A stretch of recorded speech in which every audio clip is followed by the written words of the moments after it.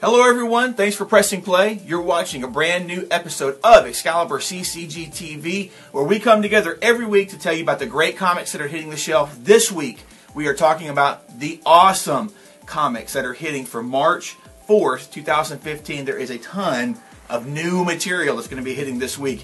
Guys, we are Excalibur Comics, Cards, and Games here in Shreveport, Louisiana. Don't forget about our store in Texarkana, Texas. And you can always follow us online at ExcaliburCCG.com. I am Chris, my co-host Buzz. We had a storm here in Louisiana. It's nothing compared to what other people get across the country, but when ice or snow hits here in Louisiana, things get shut down. So UPS was late delivering our comics and all this jazz, so we're just now getting our stuff. Randy couldn't be here because he's having to catch up. Randy and Chris both basically having to catch up from the delays of the comics being shipped. So Buzz is thankfully filling in for Randy for me this week. Thanks a lot, bro. I really appreciate it. Some comic shows just say they're bringing sexy back, but we really do it. We really do it. We really do it. But guys, we have a ton of stuff to cover. Listen, I've announced it before, but I just want to remind you, we are on iTunes and on Stitcher, so you can download the shows and listen to us on the go from there.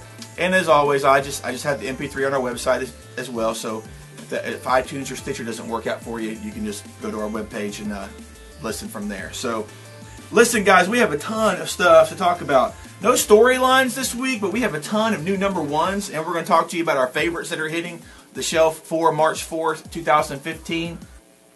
And we're going to go ahead and dive right in. Buzz, why don't you start off with your first choice? Guardians Team Up number one. That's Guardians of the Galaxy teaming up. Who are they teaming up with this week? This is the first issue. Yep. The Avengers. Yes. I mean, what more can you say? This is a big book kicking off. We got Bendis writing it. Yes. And Arthur Adams on art. Yes. Need I say more? I cannot wait. Buy it. I know. Seriously. Shut up. Take my money.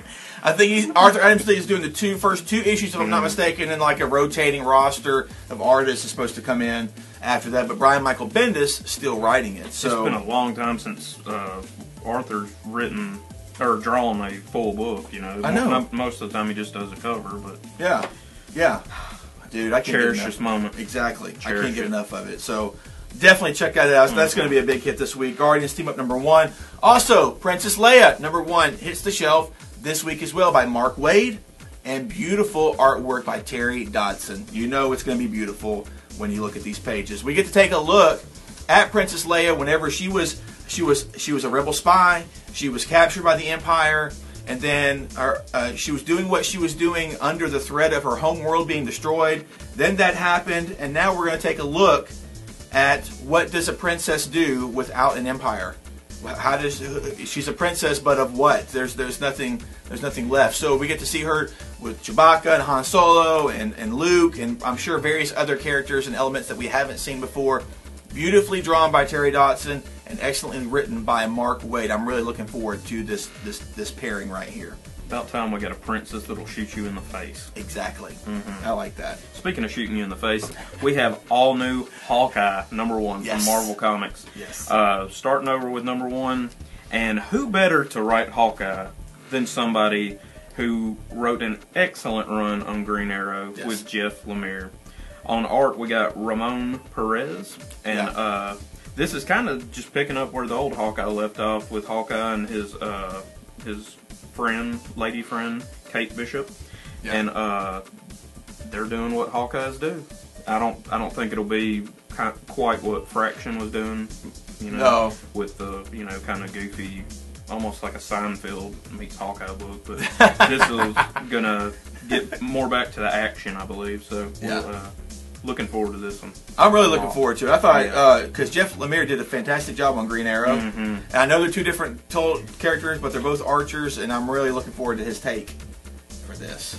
So, yes, I want more of it. Guys, this series has a big name attached to it, but it's probably going to be a smaller print run. You may or may not have it in your shop, but I want to bring your attention to it. That is Blackcross, number one from Dynamite Entertainment. Who's the big name I'm talking about? Warren Ellis is writing this. It's a 6-issue miniseries with art by Colton Worley. this is with Dynamite Entertainment, and they have access to a lot of these Golden Age or public domain type characters. And now Warren Ellis is getting his hand on these characters and writing them for the first time with his own unique story that he wants to tell. Takes a look at Blackcross. This is actually an extension of the Project Superpowers titles that they've done in the past. This takes a look at this little town in the Pacific Northwest called Blackcross.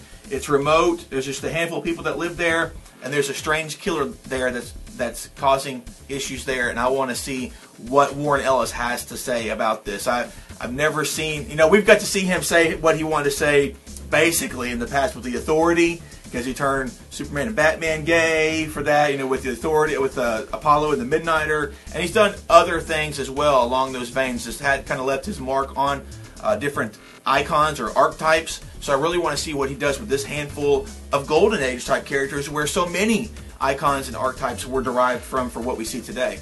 So it should be very interesting. What's next for you, bro? Another one by Jeff Lemire. Yes. This one is called Descender, yes. #1. And this is coming from Image Comics. Yes. Announce your voice? Go ahead. Okay. Go ahead. This is for you, Brad. One young robot struggled to stay alive in a universe where all androids have been outlawed and bounty hunters lurk on every planet. A rip-roaring and heartfelt cosmic odyssey that pits humanity against machine and world against world to create a sprawling soap opera from the creators of Trillium, Sweet Tooth, and Little Gotham. Extra-size first issue, 30-story pages for only $2.99. Awesome. Way to go, sir. Thank you. Way to go, sir. Bravo, bravo. Yeah, and also, another thing, I love that, the extra pages for the same cover price. So, a lower cover price than most. I know, seriously. Yeah, the most DC. Most of them are $3.99. Yeah. So, Descender, Jeff Lemire, Dustin Nguyen on art. You've seen Dustin Nguyen around DC. He's been there for several years now, doing all kinds of different projects. Now they're finally doing their own creator-owned book, and this book has already been optioned by NBC or one of the studios. So even before it hits print, it's already been optioned. So, and they've already got an intro for it now too, a voiceover and everything. Right there, folks. You heard it here first. Last up for the new #1s that are coming out. This is another one that's probably going to have a lower print run, but I couldn't pass it up because, like with our top image books that we talked about for April 2015. One book that stood out for me for that month was a book called The Tithe, which takes a look at a different kind of heist or a con job being done. Well, this week we get Con Job #1 from it's Boom Studios, written by Matt Brady and Jimmy Palmiotti. Matt Brady used to be one of the editor-in-chief or writers for Newsarama.com, and Jimmy Palmiotti, he's been around writing books for years now. And we got artist Dominic Stanton, and this takes a look at some older, like, TV show celebrities that are falling into the con circuit, and this, their light shined bright a while ago, and now they're aged and they're doing the cons to keep up and try to keep their stature and stuff. They get a new manager, and the new manager of their group comes up with a job. Hey, let's rob a convention. And has a plan for it and everything. So that's what this is about, the Con Job. This takes a look at them robbing a convention and seeing if they can actually get away with the heist and change their lives for the better, hopefully, from that point forward. Sounds interesting. So yeah, I like that. I like that idea. That kind of just I like that idea. So I wanted to bring it up, guys. No storylines to talk about. We just had Spider-Verse wrap up last week. I believe that was Amazing Spider-Man 15 was like the last part of that. We got a ton of series that stemmed from that. We still got Spider-Gwen came out. We got Silk. We still got Spider-Woman going. Amazing Spider-Man still going on. So those things are still carrying on. And I did not see a Black Vortex tie-in for this week. There were some X-Men and Guardians stuff that was coming out, but none of that related to the Black Vortex event, which I'm quite sure they didn't do because they got Guardians team-up coming out and doing that. So we're just going to dive into our favorites.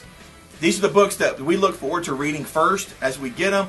These are the ones that are going to be the top of our stack. Buzz, what's up for you? Let's go with Nailbiter hack / #1 one-shot little deal. Yeah. Serial killers meet serial killer. Killers. Cassie Hack versus Nailbiter. Nice. Tim Seeley returns to do. I think this is 2 stories. Okay. Like I think it may be a flip cover or something. I don't know because it says Nailbiter hack slash Nailbiter is the title. So maybe a flip cover. Tim Seeley does one of the stories. He was the one that created hack slash. And what does that say? I can't read it. Oh, that writer, Joshua Williamson. He does the other story. Was there any doubt? Was there any doubt at all? I hope that it's really Nailbiter, because I don't want the cops. Right. I want Nailbiter himself to be involved. He's on the cover chewing on a hand. Yeah, so that should be interesting right there. Oh, yeah. Up for me, Cluster number 2 comes out. We just did a review of Cluster number 1, and this is like 2 weeks later, and we're getting Cluster number 2. So at the end of that last issue, this team of prisoners / military personnel, prisoners / soldiers, were caught way away from their base camp, and they have a time bomb ticking within them that if they don't get back within 24 hours, they're going to explode. This is what we get to take a look at. Can they work together here in issue number 2? Are they going to get back in time before their clock hits 0 and we see them no more? Very interesting first issue, and I'm looking forward to number 2. Excellent. I was going to go with Detective Comics number 40 because it's the last issue of the Anarchy run there, but there was one that stuck out to me. It's called Big Man Plans, and it's a number 1 issue too, but it's a smaller print run. It's by Eric Powell, the guy that does the Goons, so I had to go with that one. It's a brutal crime drama with a shocking mystery at its heart. Even the most marginalized in society can exact revenge if they don't care how they do it. Exactly. Now that looks interesting. I saw some preview pages for that. Yeah. And this little guy is nobody to be messed with. So I'm like, what the world, man? It's like Danny DeVito with a bat. Exactly. I think he had a machete on the cover or something. Machete, okay. I was like, what the world, man? Yeah. Next up for me, one I'm really looking forward to is Nameless number 2. Nameless number 1, it was Grant Morrison, Chris Burnham. Grant Morrison he kept it together. It's like, he's always so esoteric. It's like, so you never know. It's eccentric. You never know what part of the field he's coming from. But for me, it was a great first issue. He kept it together, especially tied in really well at the end of the first issue. And I'm like, okay, this is really cool. Number 2 hits this week, and then we get to see this same person, the Nameless, facing the great threat that they have coming towards Earth. There is an asteroid on the way called Xibalba, and it's looking like it's going to destroy the world. Several different concepts and ideas were introduced with the first issue. And I'm like, okay, I want to see. Like, there's a guy that's like a billionaut. He's like a billionaire astronaut or something, and just some different things that I expect from Grant Morrison that I really like. So I'm really looking forward to number 2 to see how this apocalyptic type scenario plays out and continues in number 2. That's it for our favorites for this week, guys. Listen, for our question of the week, let's talk about that. We just had the Louisiana Comic-Con that finished up here just a week or 2 ago, and we had a great time. It was not perfect by any stretch of the imagination. There were issues, there were problems, there were long lines, people couldn't get in. Mainly, there was many. It was too big of a success. It was that exactly. It was too big of a success for a one-day event, and they were really limiting it in many ways to get a pulse for the area, and they definitely got a pulse. They got a gusher of a pulse because there were so many people. But despite the bad things, being in there, being a part of it was great. There was a lot of awesome things that were available. Got to see some awesome cosplay. Tons of really cool and unique vendors were there and showed up and showed awesome stuff. So I'm gonna have a link for our Louisiana Comic-Con Google Hangout that we did down below, so you can watch. Randy and I got online, did a Google Hangout with several people that were there and experienced it and got to talk about it. And so check out that video. Leave us your comments or whatever that you might want to contribute to that. But our question of the week is simply this. We're talking about comic conventions. The question of the week is this. What is your most favorite moment at any comic convention that you have ever been to? Tell us in the comments below what's your most favorite moment of any comic convention that you've ever been to. So let's wrap this up real quick. Buzz, do you have a moment you'd like to share? One of the first comic book conventions I went to, I didn't talk to you about this one, but Sam De La Rosa was there, and it was pretty close right after he did the first Venom Lethal Protector series there, and I was like, oh, okay, cool, the Venom guy's here. So, and I was 12 or 13, maybe 14 at the time, real young. But anyway, I went and bought a copy of the second Venom miniseries, which he did not do, and I walked over to him to get him to sign it, and he's like, I didn't draw that, and I was like, well, dang it. And anyway, my friend from school wanted me to get the guy's autograph, so I just scribbled on the cover and sold it to my friend. I told him years later that it wasn't his autograph, but that's awesome. It was funny. You goofball. And that qualifies. That's awesome. The moment that really stuck out to me was years ago. I've been to several, not several, but a handful of conventions. I've been to Dallas Comic-Con. I went to Wizard World in Chicago years ago. But there was actually a smaller convention done in Houston, Texas many years ago. And it was around the time that Mark Waid and Mike Wieringo were coming on board Fantastic Four. And they had their long, beautiful stretch that they did on Fantastic Four. But what was really great about that is I got to meet Mark Waid briefly, and I got to meet Mike Wieringo, who was the artist. And he was such an awesome person. I mean, we talked forever just about various things.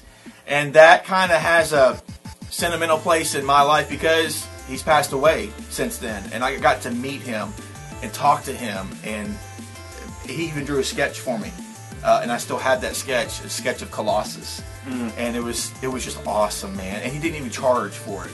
It was awesome. So rest in peace, Mike Wieringo.